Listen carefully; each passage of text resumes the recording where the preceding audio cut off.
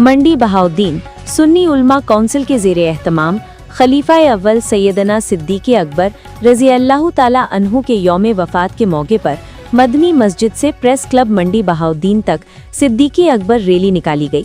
खबर शामिल करते हैं मंडी बहाउद्दीन से ब्यूरो चीफ मोहम्मद रशीद भट्टी की रिपोर्ट। तफसीलात के मुताबिक खलीफा अव्वल हज़रत अबू बकर सिद्दीक़ रज़ी अल्लाह ताला अन्हु के यौम विलादत के सिलसिले में सुन्नी उलमा कौंसिल के तहत मदनी मस्जिद से सिद्दीक़ अकबर रैली निकाली गई, जिसकी क़यादत सुन्नी उलमा कौंसिल पंजाब के deputy secretary general Rao Mohammad Ashraf Hussaini ने की। रैली शहर के मुख्तलिफ हिस्सों से होते हुए प्रेस क्लब के सामने इख्तिताम पजीर हुई।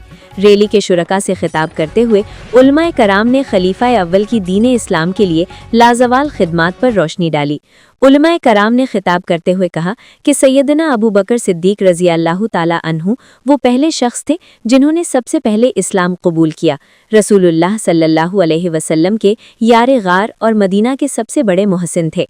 सुन्नी उलमा कौंसिल पंजाब के deputy secretary general Rao Ashraf Hussaini ने हुकूमत वक्त से मुतालिबा किया कि जिस तरह पाकिस्तान में दीगर शख्सियात के अय्याम मनाए जाते हैं,